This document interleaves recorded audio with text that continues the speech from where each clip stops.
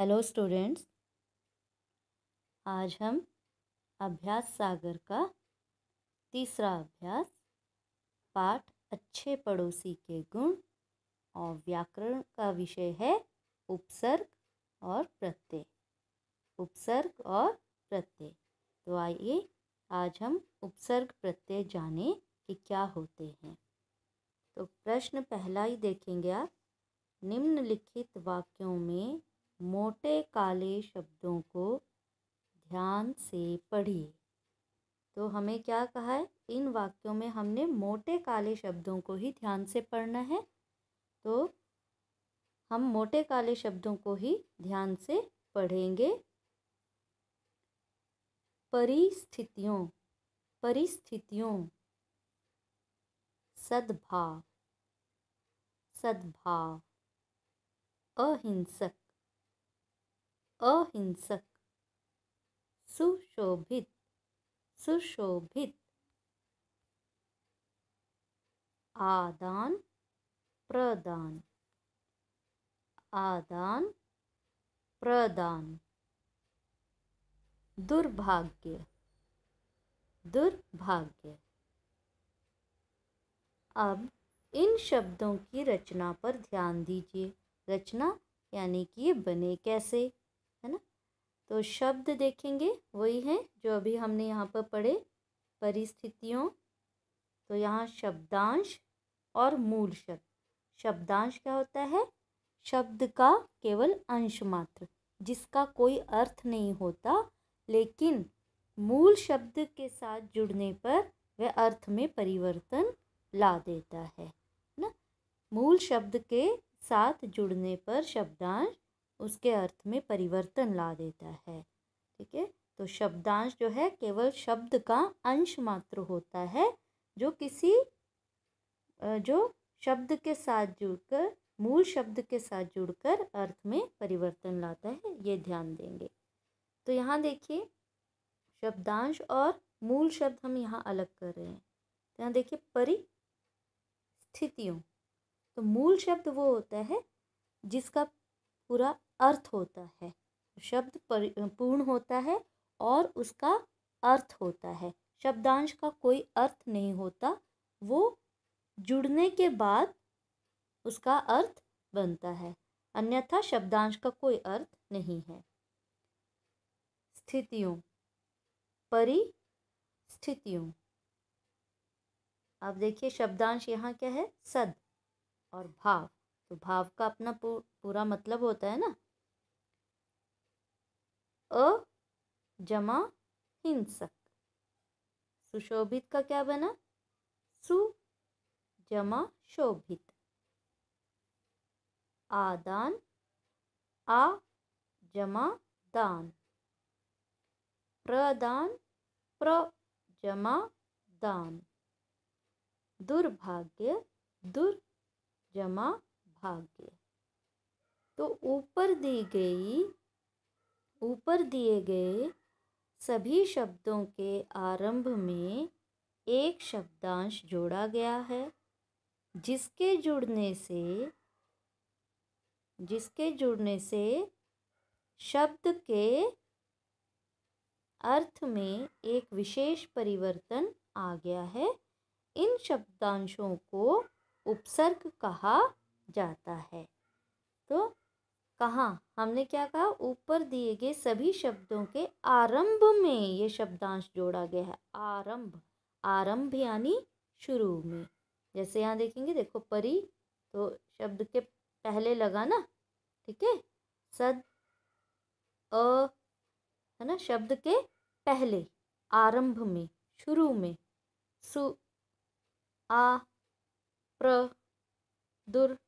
तो ये शब्दों के शुरू में ये शब्दांश जो है वो जुड़े हैं। तो अब हमने क्या याद रखना है? जितने भी ये याद रखने योग्य, जितने भी ये पूरे बॉक्स में बनाए गए होते हैं, तो ये हमें ध्यान रखने हैं, इनको भूलना नहीं है। तो याद रखिए इसलिए।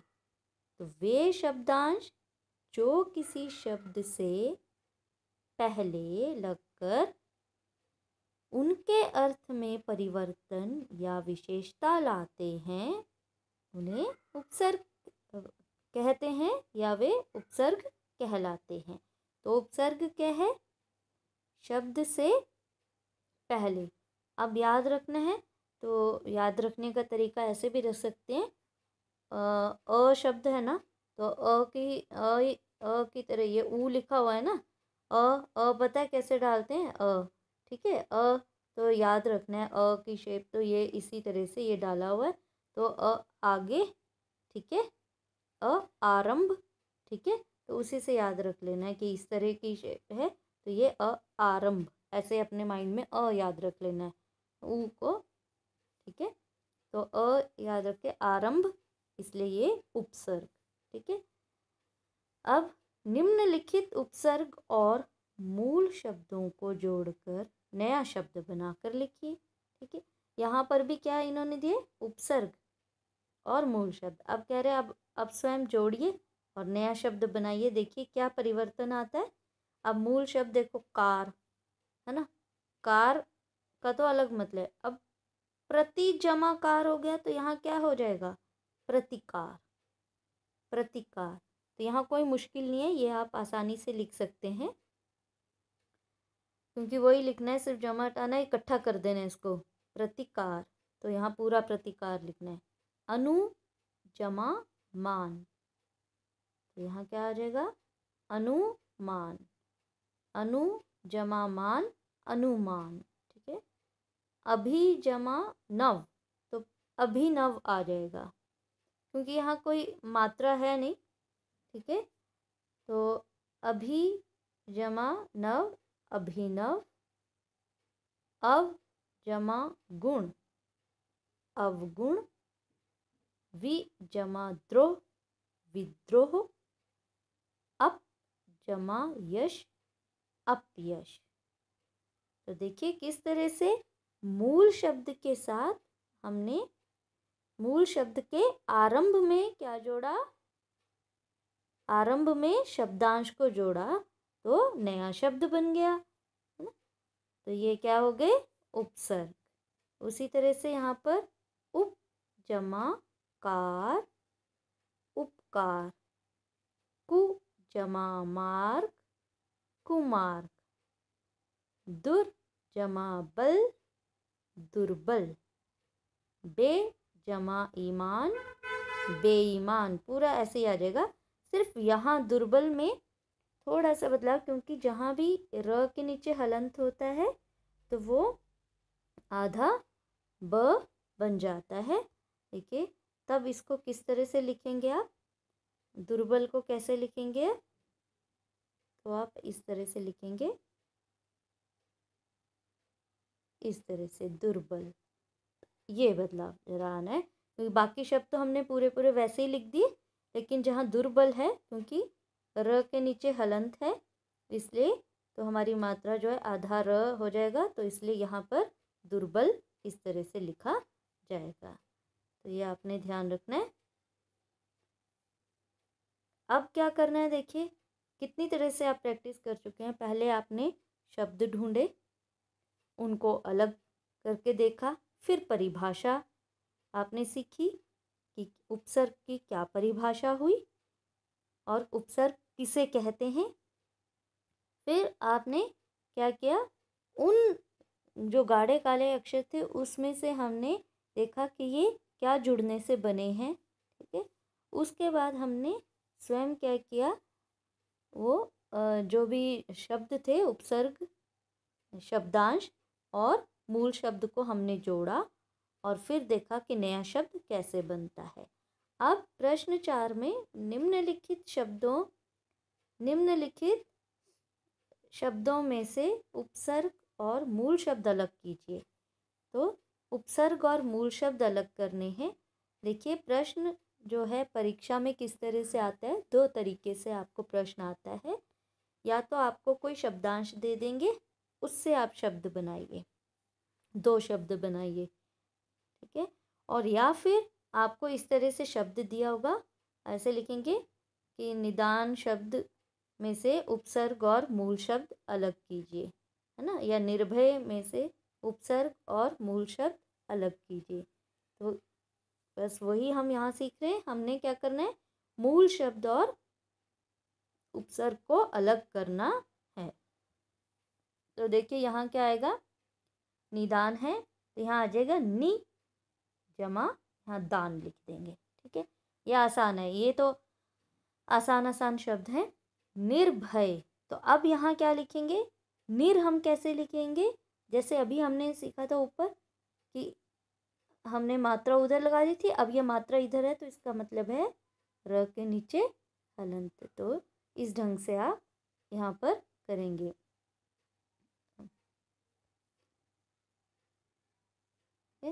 निर्भय, तो ये हलंत यहाँ लगाएंगे, आप ठीक से लगा लेना। निर जमा भय यहाँ पर आ जाएगा। ठीक है, तो निर्भय। तो ऐसे यहाँ पर पराजय, तो यहाँ आ जाएगा परा जमा जय, परा जमा जय। परिजन, परि जमा जन, परि जमा जन। प्रस्थान, प्र जमा स्थान, प्र जमा स्थान। तो जैसे अभी मैंने कहा ना कि किस तरह से आपको आता है प्रश्न, किस तरह से आएंगे कि जैसे चलो मैं प्रश्न देती हूँ कि निर उपसर्ग से 2 शब्द बनाइए, तो आपको आने चाहिए। तो आप निर्भय लिख दोगे और कुछ और निर्गुण। ठीक है, निर्भय निर्गुण इस तरह से। और या फिर आ उपसर्ग से आप 2 शब्द बनाइए, है ना। तो आदान और क्या बना सकते हैं, सोचो। अब मैं नहीं बताऊंगी, आप ही सोचिए। ठीक है, तो बहुत सारे शब्द हैं। जैसे देखिए यहाँ पर दिया हुआ है, देखो अध उपसर्ग से बनाओ, आ से बनाओ, सु से बनाओ, अन्न से बनाओ, अन प्रति अ, है ना। तो प्रतिकार, प्रतिदिन ऐसे बना सकते हैं। देखो कई शब्द हमें आ जाएंगे, अनजान, अनदेखा। तो इस तरह से हम शब्द बना सकते हैं, है ना। ऐसे ही अ से, है ना, अगम। तो इस से कई शब्द, ये प्रश्न आता है। और दूसरा प्रश्न, उपसर्ग और मूल शब्द अलग कीजिए। तो चलिए प्रश्न 5, निम्नलिखित शब्दों में उचित उपसर्ग जोड़कर नए शब्द बनाइए। उचित उपसर्ग अब यहाँ से आपने ढूंढकर बनाना है। तो यहाँ कौन सा लगेगा ये आपने ध्यान देना है कि कौन सा उपसर्ग यहाँ पर लगेगा। चलिए डैश जमा हार, बताओ अब यहाँ क्या लगेगा, उचित जो है वो लगाना है। अभी मैंने ऊपर एक क्वेश्चन भी पूछा था, आ उपसर्ग से बनाइए, और मैंने छोड़ दिया था। आदान हमने पढ़ा हुआ था। देखिए आ, तो यहाँ आ जाएगा आ जमा हार, तो यहाँ बन जाएगा आहार। तो यहाँ पर कौन सा आएगा उपसर्ग, आ। कौन सा आएगा,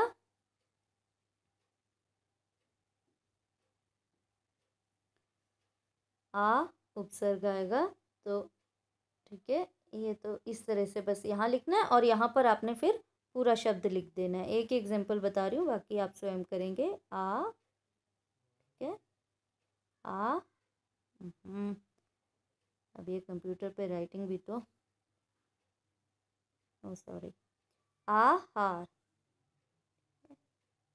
आ हार। अब यहाँ इतनी खूबसूरत नहीं आएगी राइटिंग, काम चलाना पड़ेगा। ठीक है, तो इस ढंग से आपने लिखना है। आ जमा हार बन गया आहार। ठीक है, चलिए नेक्स्ट, डैश जमा गम।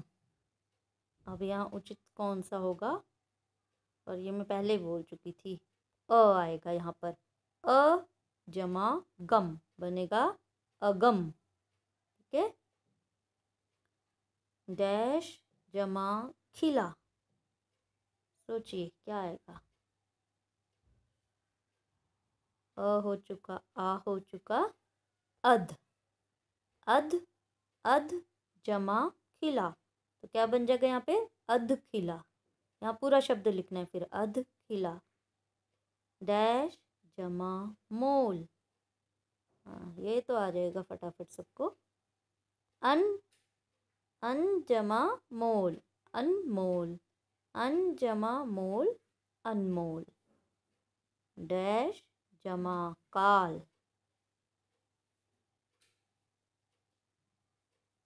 डैश जमा काल, यहाँ क्या बनेगा?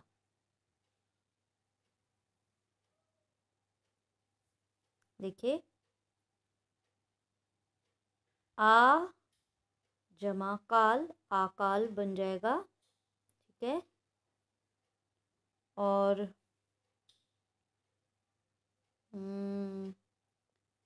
चलिए आ हमने यहाँ लगा दिया है, तो वैसे यहाँ पर हम नहीं, सॉरी अकाल होगा, अकाल नॉट आकाल, सॉरी। कहाँ है? डैश जमा काल, ये अकाल होगा। जमा काल अकाल, ठीक है। आएगा यहाँ पे, जमा काल अकाल। अच्छा यहाँ पे हमने अगम बनाया था ना, तो अगम भी शब्द ठीक है, लेकिन चलिए हमने शब्द पूरे करने, तो यहाँ सुगम लिखिएगा आप। सु जमा गम सुगम, क्योंकि सुगम भी शब्द है ना, आसान। सु जमा गम सुगम, ठीक है। अगम भी गलत नहीं है, वो भी सही है, लेकिन यहाँ पर चलो उचित जो दिए हैं चलो वो भर लेते हैं, वो भी ठीक है। ये हो गया जमा काल अकाल, और डैश जमा दिन, तो प्रति जमा दिन प्रतिदिन। तो यहाँ क्या बन गया, फिर से रिपीट कर लेते हैं। यहाँ हमने बनाया आहार, आ जमा हार आहार। सु जमा गम सुगम। अध जमा खिला अध खिला। अन जमा मोल अनमोल। और जमा काल अकाल। और प्रति जमा दिन प्रतिदिन, ठीक है। तो आज के लिए इतना ही, और इतना काम आप करेंगे जितना कहा गया है, और सुंदर और सही ढंग से और ठीक लिखेंगे बिल्कुल। और तब तक के लिए धन्यवाद एंड बाय।